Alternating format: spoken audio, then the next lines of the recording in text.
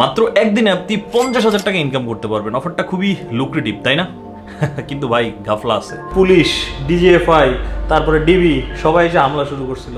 আজকে ভয়ামহ সানি তার YouTubing teaching এর বাইরে আরো একটা ইনকাম সোর্স নিয়ে আপনাদের সাথে এক্সপিরিয়েন্স শেয়ার করবে।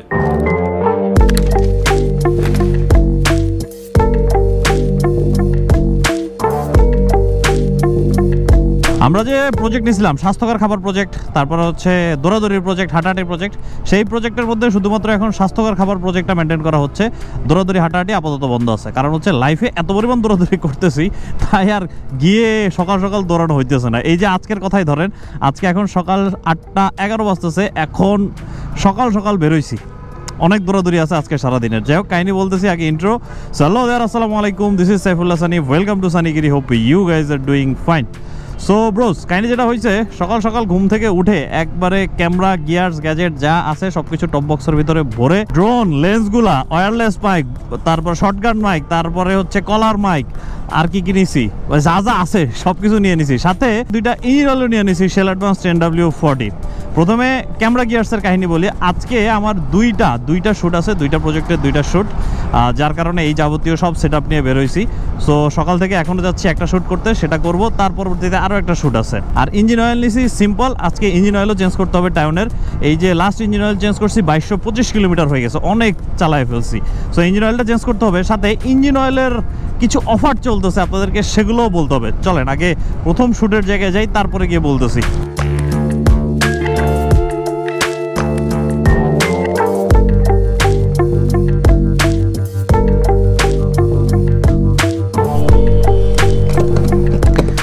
আজকে দিনের প্রথম শ্যুটের জায়গায় চলে আসছি। এই যে ক্যামেরা গিয়ার্স এখন সব রেডি করতে হবে। আর এখানে আস্তে আস্তে আমি একটা কাহিনী ঘটাই বলছি।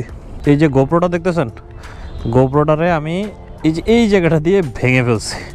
আমি একটু চাপ দিতেছিলাম ভিতরের দিকে, আরেকটু যেন সোজা হয়, আরেকটু যেন সোজা হয়, চাপ দিতে দিতে এখানে একটা স্ক্রু আছে, এই স্ক্রুটা ঢিলা না করে আমি হচ্ছে এটা দিয়ে চাপাচাপি করতেছিলাম, যার কারণে এখন কেসটা বাতিল, টাকা খরচ গেছে। আর ইঞ্জিন অয়েল নিয়ে যে অফারটার কথা শেয়ার করতেছিলাম সেটা আপনাদেরকে একটু বিস্তারিত বলে দিই। সেটা হচ্ছে শেল অ্যাডভান্স নতুন একটা উইকেন্ড অফার চালু করছে আপনাদের জন্য। সেখানে শেল অ্যাডভান্স আলট্রা, মানে শেলের যে প্রিমিয়াম প্রোডাক্ট আছে সেটার উপরে আপনারা প্রতি শুক্রবার আর শনিবার আপনারা বিশাল রকমের একটা ডিসকাউন্ট পেয়ে যাবেন, এবং সারা বাংলাদেশে যে কোনো জায়গায় ফ্রি ডেলিভারি। এই ইনফরমেশনটা শেলের হয়ে আমি আপনাদেরকে দিয়ে দিলাম। যারা হচ্ছে শেল ইউজার আছেন তাদের জন্য এটা খুশির খবর। এই উইকেন্ডে কম দামে অনেক প্রোডাক্ট কিনতে পারবেন। আর ডেসক্রিপশন বক্সে শেলের ই স্টোরের লিঙ্ক দেওয়া আছে, সেখানে ক্লিক করলেই বিস্তারিত সব কিছু দেখতে পাবেন।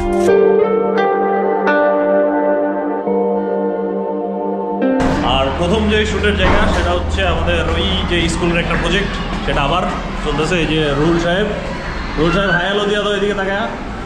ম্যাডাম কই? এই প্রজেক্টের প্রি প্রোডাকশন, পোস্ট প্রোডাকশন সবই আমাকে করতে হবে, মানে হচ্ছে শ্যুটও করতে হবে আমাকে, এডিটও আমাকেই করতে হবে।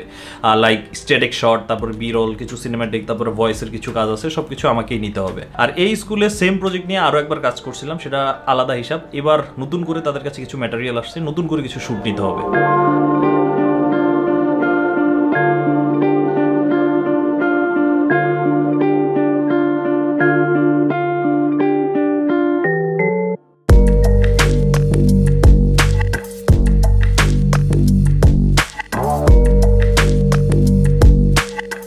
সবই ঠিকঠাক চলতেছিল, সব শ্যুটই শেষ, আর মাত্র 2টা শট বাকি আছে, static shot, just voice record করতে হবে। ঠিক এই সময় কারেন্ট চলে গেছে, এখন আলো নাই, বুঝতেছেন অবস্থা। কারেন্ট চলে যাওয়া, এরপরে আরও কত রিজন যে আছে দেরি হওয়ার জন্য, যার কারণে কখনো এই ধরনের প্রজেক্ট সময় মতো শেষ করা যায় না। শ্যুট শেষ হওয়ার কথা ছিল 10টার জায়গায় এখন বাজতেছে হচ্ছে 1:18। আর 10টায় আমি পরবর্তী যে শ্যুটটা সেটা ভাবছিলাম 11টার মধ্যে যেতে পারবো, তো ওদেরকে বলে দিয়েছিলাম আমি 11টার মধ্যে আসবো, কিন্তু এই যে এখন লেট হয়েছে। এটাই হয়। এখন যেই শ্যুটটা সেটা বাই চান্স সেটা আবার উত্তরাতেই একটু কাছাকাছি আছে, তো যার কারণে খুব বেশি সময় লাগবে না যদি জ্যাম না লাগে। এখন গুগল দেখাইতেছে এখান থেকে 4 কিলোমিটার 17 মিনিট লাগবে, হয়েছে। এই যে এটা না টোলেডো, আচ্ছা। আর দ্বিতীয় যে শ্যুটটা সেটা করতে আসছি হচ্ছে উত্তরার জিপের শোরুমে, দেখতেছেন এগুলা। আর এটা হচ্ছে আমার বন্ধুর প্রজেক্ট, বন্ধু আদিত্য, আমার কমার্স কলেজের বন্ধু। তো তার প্রজেক্টের আমি হচ্ছি ড্রোন পাইলট। আজকে ড্রোন শটগুলো আমি নিব আর কি এই প্রজেক্টের মধ্যে। সো এখানে ওদের শোরুমের শট নিতে হবে, শোরুমের সামনে ড্রোন শট নিতে হবে, তারপরে হচ্ছে ভিতরে যেই বড় সার্ভিস সেন্টারটা আছে সেটা শট নিতে হবে। কিন্তু প্যারা হচ্ছে কি জানেন, প্যারা হচ্ছে এয়ারপোর্টের কাছে উত্তরা, যার কারণে ড্রোন 30 মিটারের উপর উঠতেছে না, আর অটোমেটিক ল্যান্ডিং হয়ে যেতেছে 100 সেকেন্ড পরেই। এই প্যারাটা খাইতেছে, তারপরেও কিছু নিছে।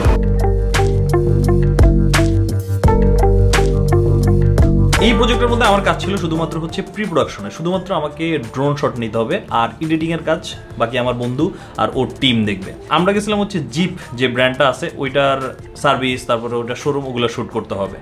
আর জিপের যে রুবিকন গাড়িটা আছে ভাই, ওই গাড়িটা দেখে আমি আসলে নিজের লোভ সামলাইতে পারি না। আমার কাজ ছিল শুধুমাত্র ড্রোন শট নেওয়া, আমার ক্যামেরার কোনো কাজ ছিল না। তারপরে আমি ক্যামেরা লেন্স বের করে দিয়ে একটা শট রেখে দিছি নিজের জন্য।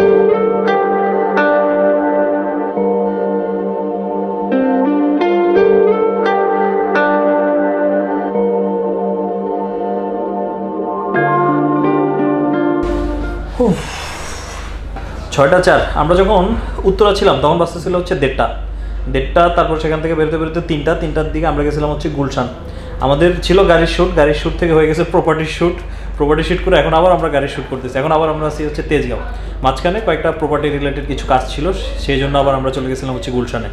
আর গুলশানে গিয়ে যে কাহিনিটা ঘটছে ব্রোজ, পুলিশ, ডিজিএফআই, তারপরে ডিবি সবাই এসে হামলা শুরু করছিল, ধরে নিয়ে যাবে এরকম টাইপের কাহিনী হয়েছিল। কাহিনী যেটা হয়েছে, আমরা একটা প্রপার্টি শ্যুট করতেছিলাম, প্রপার্টির অপোজিট সাইডে হচ্ছে পাকিস্তান এম্বাসি। এবার বুঝতেছেন তো ওই জায়গাটা কী পরিমাণে সেন্সিটিভ একটা জায়গা। যখন আমরা শ্যুট করতে গেছিলাম তখনই পুলিশ বাধা দিছে। সো পুলিশ বাধা দেওয়ার পর ওইখানে পুলিশের এসপি আসছে, এসপি থেকে আমরা পারমিশন নিলাম, এখানে ড্রোন আমরা ফ্লাই করবো, আর তাদেরকে অ্যাসিওর করলাম যে আমরা পাকিস্তান এম্বাসির আসলে কোনো শ্যুট নেব না, আমরা ওই স্পেসিফিক প্রপার্টির শ্যুট নেব। এর পরবর্তীতে দেখলাম একটু পরপর পাঠাওয়ালারা যায়, মানে স্পেসিফিক 2-3 জন পাঠাওয়ালা যায়, তাকায়, একটু থামে আবার চলে যায়। একজন এসে বাইক থামাইছে, বাটি হেলমেট বেশভূষা দেখে একবার আমরা ভাবছিলাম পাঠাও, মুখ দিয়ে জিজ্ঞেস করতেছে আপনারা যে ড্রোন উড়াচ্ছেন এখানে আপনাদের পারমিশন আছে? কিন্তু বুঝলাম গাপলা আছে। তারপরে যখন হেলমেটটা খুলছে, চুলের কাট দেখলাম, তখন শিওর হয়ে গেছি সে নিশ্চিত ডিজিএফআই।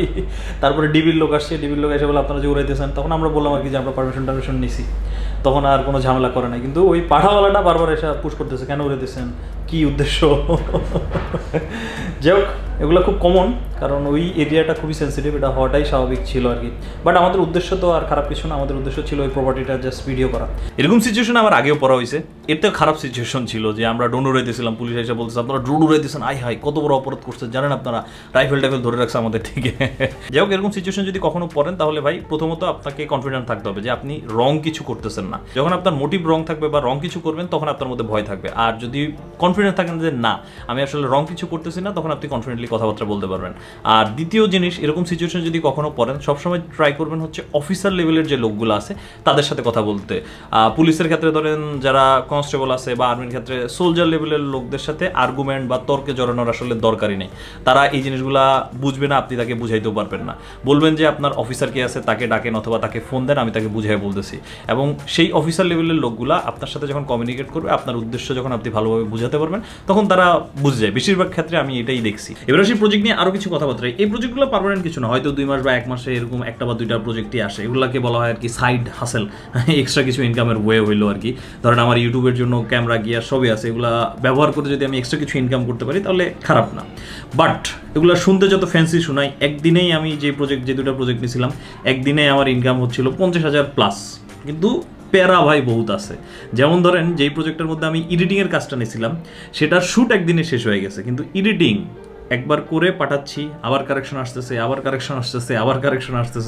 এভাবে কয়েকবার কারেকশনের পরে তারপরে গিয়া ফাইনাল হয়। এই যে 2টা প্রজেক্টের কাজ আপনাদেরকে দেখাইলাম, এই 2টা প্রজেক্টের কাজ আমি করে আসছিলাম 31 তারিখ, মে মাসের 31 তারিখে। আজকে হচ্ছে জুন মাসের 17 তারিখ, আর আজ 16 তারিখ। আচ্ছা, আজকে 16 তারিখ। এখনো পর্যন্ত এই প্রজেক্টের একটা কাজ এখনো পর্যন্ত শেষ হয় না। এই যে ভিডিও এডিটিং চলতেছে, বন্ধু আমার বাসায় আসছে সেই ভিডিওর কাজ নিয়ে, এখানে একটা করে ড্রাফট তৈরি করতেছি, সে আবার তার অথরিটিকে পাঠাচ্ছে, অথরিটি অ্যাপ্রুভাল দিচ্ছে কি এডিট করতে হবে, সেগুলো করে আরও 2 দিন সময় লাগবে। এরপরে এই ধরনের প্রজেক্টের আরও একটা প্যারার জিনিস হচ্ছে ভাই টাকা পয়সা। আপনি অ্যাডভান্স যখন কাজ করবেন কিছু টাকা অ্যাডভান্স দিয়ে দিবে, তারপরে কিছু টাকা বের হবে এরপরে একটা পোর্শন আটকেই যাবে। আমার এই দুটো প্রজেক্টের 60% টাকা আমি পাইছি, আর 40% টাকা এখনও পর্যন্ত আটকে আছে। এখনও দিচ্ছি, কোম্পানি দেউলিয়া হয়ে গেছে, বহুত কাহিনী এভাবেই চলতেছে। বাকি টাকাও পেয়ে যাব, কিন্তু যখন দরকার তখন পাবো না, এই হচ্ছে আর কি মূল কাহিনী। যাই হোক, এই প্রজেক্টগুলো নিলে এগুলা প্যারা খাইতে হয়, খুবই কমন। যারা এই প্রজেক্টগুলো করেন তারা হয়তো রিলেট করতে পারবেন। ঠিক আছে, আজকের জন্য ভাই সানি তাহলে বিদায় নিচ্ছে। Sunny out, ta ta, good bye, আল্লাহ হাফেজ।